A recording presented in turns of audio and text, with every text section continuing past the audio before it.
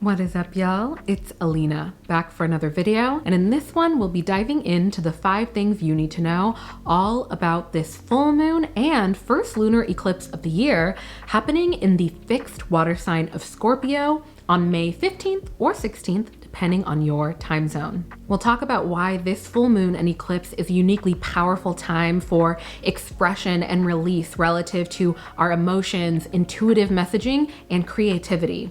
We'll also cover the top transits surrounding the full moon, and of course at the end I'll offer some custom writing prompts. And as always, if you're someone who is interested in aligning your schedule with the moon phases, seasons, and top astrological events of the year, be sure to check out the Auralign Astrology Planner. It's my creation and it includes all the top transits along with full new moon notifications in your calendar, in your planner, and so much more. So check out the link on the screen or in the description box below to learn more.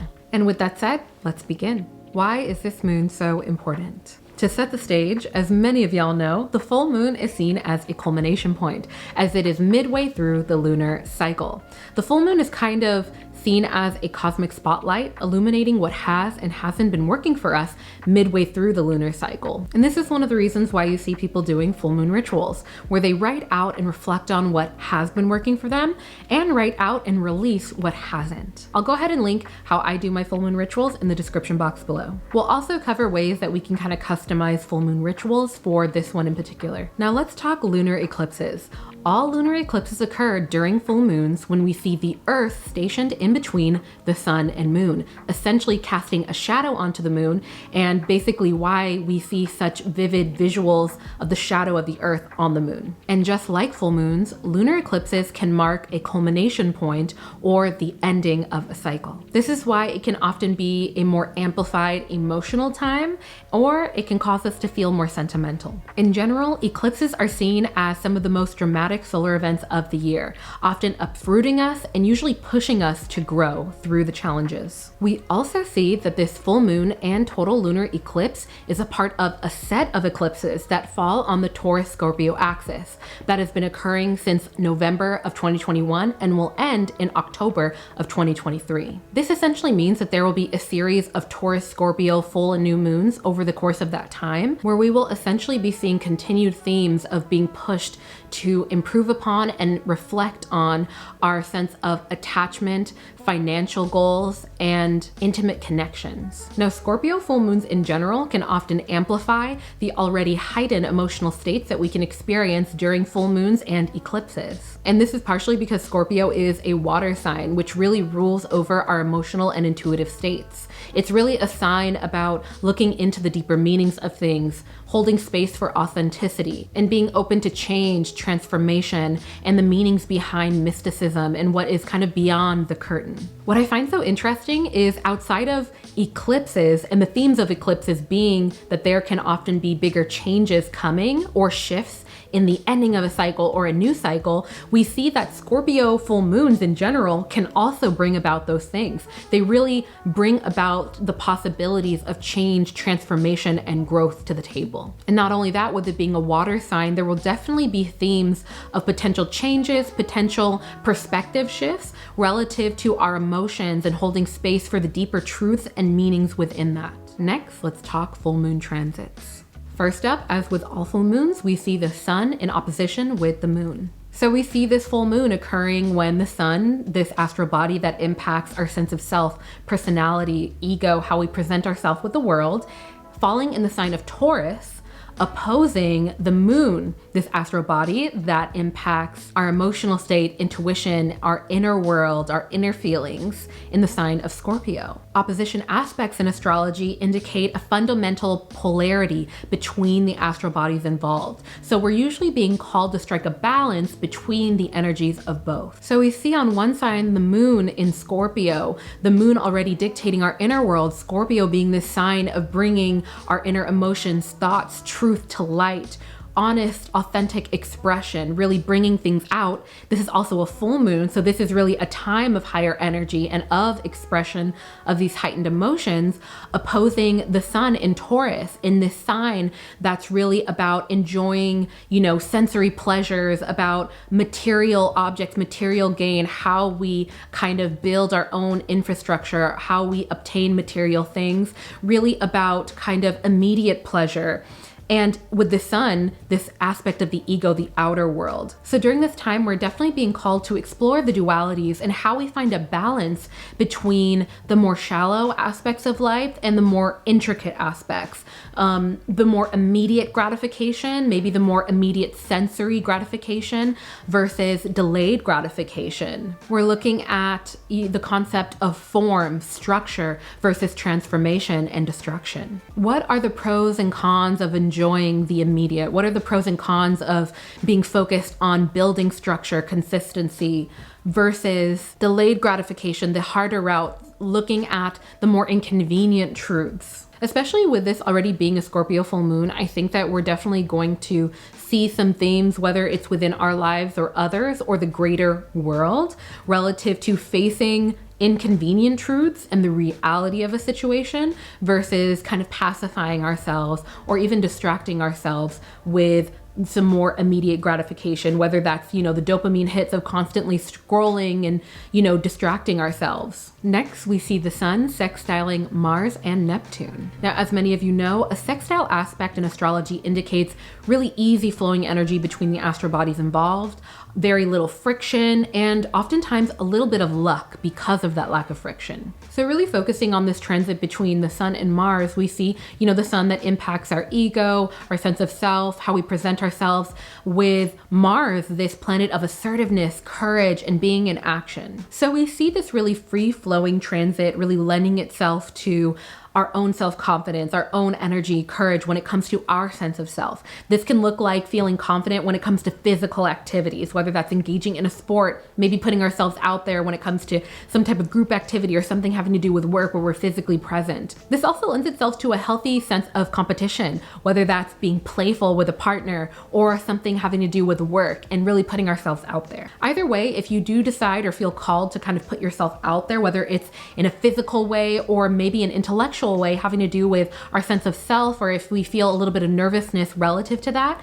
just know that there is really a lot of free-flowing energy to support that at this time. And with this sextile with Neptune, there definitely is a lot of luck being brought to the table when we see these two astral bodies coming together with this aspect. So now can be a really great time if you have, any type of ideas relative to, let me try that thing one more time, or let me try something new right now. There's a lot of luck within that realm of putting ourselves out there. And this can also show up as just feeling more ambitious, feeling more called to try something new and to really go for it. Following that inclination during this time can really lead to a lot of luck. Next, another aspect of this party with the moon, sun, Mars, and Neptune, we're seeing Mars and Neptune in a conjunction. So again, we see Mars, this planet that's really the traditional ruler of Scorpio, this planet of assertiveness, courage, energy, in this tight conjunction with Neptune, this planet of illusion, spirituality, and fantasy. Now, a conjunction aspect in astrology really indicates a sort of blended coming together of energy to the point that it's hard to tell what aspect of Mars versus Neptune is playing a role. They really come together to amplify the unique energy that they already offer. This can often make us feel more comfortable to take direct action and put ourselves out there regardless of the astral bodies involved. So to see that we already see Mars coming into play that's already offering us assertiveness really reflects the fact that we are going to be feeling a lot of confidence, a lot of more outgoing energy around us with other people. Whenever we see a transit like this between Mars and Neptune, it usually lends itself to us or others feeling more excited to explore our spiritual worlds, whether that has to do with philosophy, with religion, with just the concept of reality in and of itself, you know, exploring things like quantum physics, exploring things like astral projection, all of those interesting things that are lending itself to our intuition, extrasensory aspects of things can be really fun and fruitful to explore at this time. On the flip side to that, there is a potential that we might feel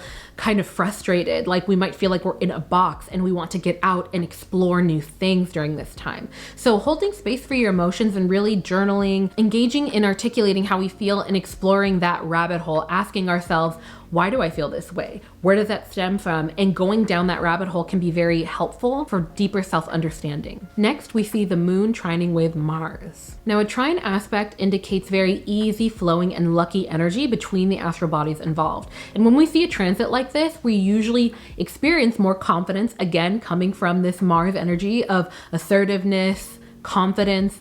In combination with the moon of this being our inner world, we can often experience a lot more confidence when it comes to expressing ourselves. And really during a transit like this, if we are looking for luck in our lives, we will definitely be experiencing it through that self-expression and what comes of it. And finally, we see the sun squaring off with Saturn. So when we see a square aspect in astrology, it usually indicates quite a bit of friction and amplified challenges between the realms of our lives that the astral bodies involved impact. So again, we see the sun, this star that really impacts our sense of self, our identity, how we present ourselves to the world, our ego, squaring off, having this friction with Saturn, this planet that often gets called the strict teacher, that really impacts aspects of our lives that have to do with maturity and restriction. When we see a transit like this, we can often experience potential challenges from kind of like the higher ups, whether that's our boss, our parents, or the general powers that be, whether it be like the government or structures around us. Those square aspects can be challenging.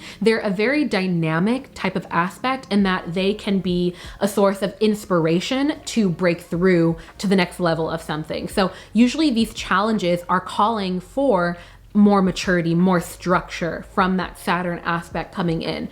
And what can often happens is one of two things. When we see this type of, restriction or challenge, it's almost like a stress test that we can often see when it comes to even like retrogrades, where we might experience more challenges in areas of our lives that involve our sense of self, but they're really there to help us to become more strong within that realm. So whether that is a stress test, maybe at work, and it can go one of two ways, where you realize, oh my gosh, I really, really want this. And even though it's hard, I'm going to ride this wave because I know this is the direction I want to go in. Versus there can be another route where it's through this stress test that we realize, I don't know if I fully value what I'm doing enough to weather this storm. And that's okay. It often can offer us clarity as to what we really want deep down. The key thing to remember during this type of transit is holding on to your why, remembering why you are doing what you are doing, why you are in the relationship that you're in, whether it is romantic or platonic,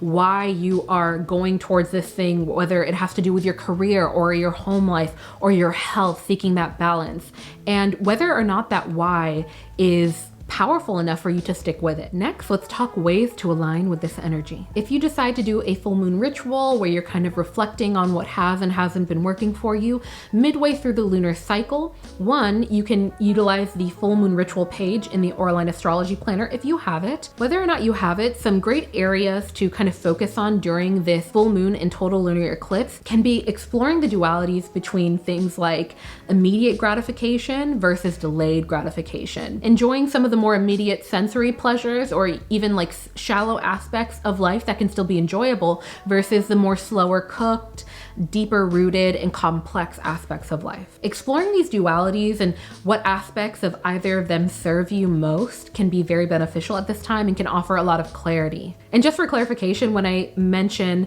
immediate versus delayed gratification, it's essentially describing, kind of the easier things to access versus some things that are also great or even better that take a little bit more work or time to get to. So some examples of this that come to mind are, an immediate gratification might be reading a few articles or write-ups on a certain topic you want to research, versus delayed gratification is kind of doing the deeper research of reading an entire book on the topic or doing your own research rather than getting kind of like the Cliff Notes version of it as immediate gratification. Some other examples might be immediate gratification could be, getting fast food versus cooking at home and taking the time to have that slow cooked meal. Some other things that come to mind are immediate gratification kind of being, being in that scrolling cycle of being on social media or on your phone for, some entertainment in the present time versus maybe picking up a book or facing whatever it is that you might have been avoiding by being on your phone.